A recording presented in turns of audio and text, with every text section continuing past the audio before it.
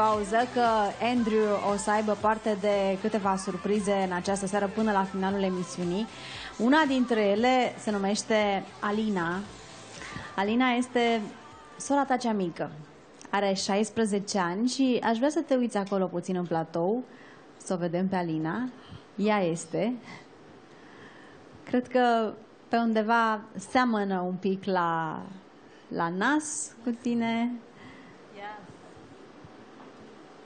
Yes. Yes. Vrei să cunoști? Why not? De ce nu? Alina?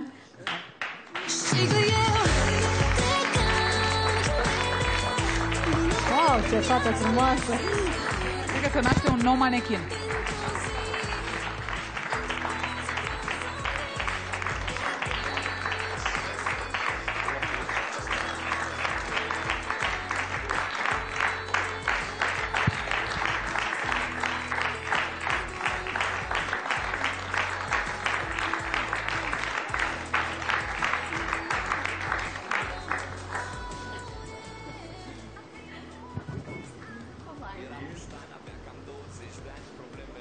Spunea Barbara că cât de bine seamănă unul cu celălalt.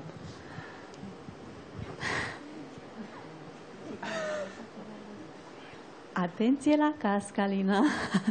Vreau să audă... Alina are aer Alina. american. Da, este... He always wanted a six-pack. Nice to meet you.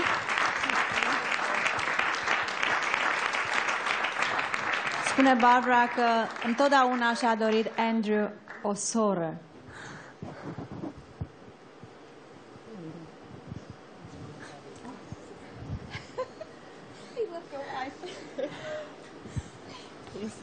Bună seara. Alina, Wow. mă uit la tine și Devine din ce în ce mai aglomerată îmi canapeaua. dau seama că ai toate The more the datele să merrier. fii manechin.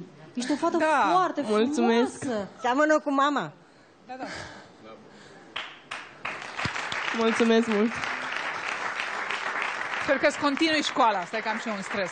Tu îți continui școala, nu? Dacă situația financiară Din ne păcate, permite, aș asta a vrea. fost o discuție în pauză și i-am rugat să facă toate eforturile.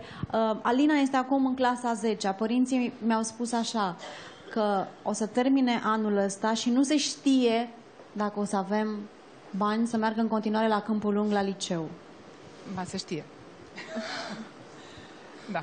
O să Da. vezi că se deschid și V-am ție spus, uși, că nu acum e că nimic am întâmplător. cunoscut-o, ar fi cel mai mare păcat să-i luați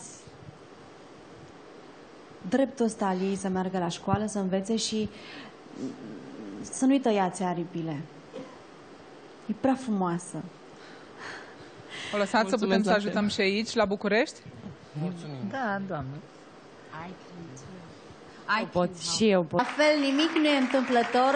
Cineva ne-a scris că are un frate în America, pe care nu l-a văzut niciodată și că visul lui este să-l vadă. E vorba despre George, fratele cel mare al lui Andrew și al Alinei. El este autorul moral al acestei povești.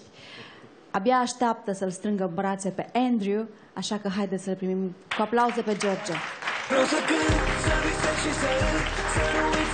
Bună seara, George!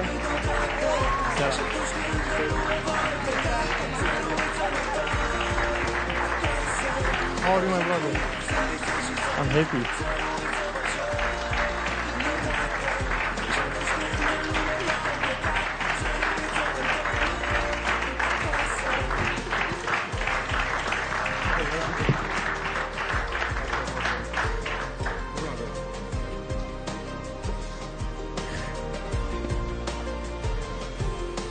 Ei doi seamănă și mai mult.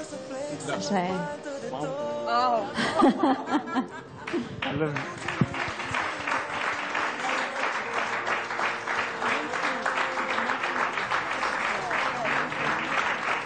What's the goal? Hi and what? Yes. Seara. Bună seara! Felicitări pentru curaj. Mulțumesc. Și Daniela, Andrew are niște cadouri pentru familia lui. Andrew, te rog să îmi spui tu despre ce este vorba aici. Așa, dă-le tu, Barbara, exact. Barbara știe We brought them some clothes. Le-am adus niște haine A few other things I can't. Thank you. Pentru mama. Trebuie să deschidem mai înainte. Stați puțin. Deschidem asta. Cred că trebuie să prelungim emisiunea. Da, nu, o să vă rog să I'm ne uităm going la to cadouri ask you. după emisiune, pentru că mai e foarte puțin și vreau să vă mai spun ceva. Ieri am prezentat acest caz și după emisiune s-a întâmplat ceva care și pe noi ne-a luat prin surprindere. Știți că v-am întrebat ieri câți copii mai aveți și mi-ați spus că mai aveți 2, pe Alina și pe George. După emisiune ne-a sunat Irina. Irina este sora ta cea mare. Știu că asta nu știai. Este fiica Claudiei. Ne-a sunat plângând și ne-a spus că nu îi se pare corect că nu a fost pomenită, pentru că și ea vrea să te cunoască, și ea vrea să te strângă în brațe. Așa că vreau ca tabloul ăsta de familie să fie complet. O să o invit alături de noi pe Irina, sora ta cea mare, care are 31 de ani.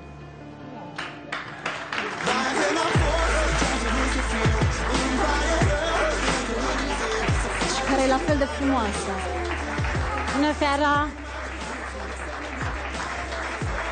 Irina, Andrew.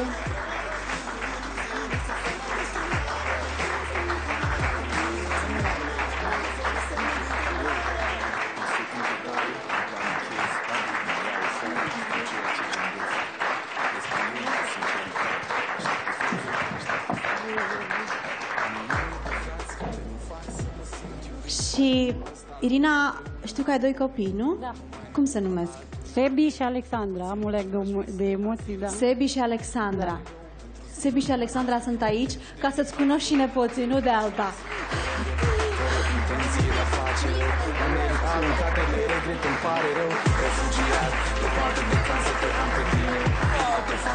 Sunt nepoții tăi, Andrew. Copii, haideți să-l vedeți pe Andrew. El este unchiul vostru. Haideți să faceți cunoștință cu el.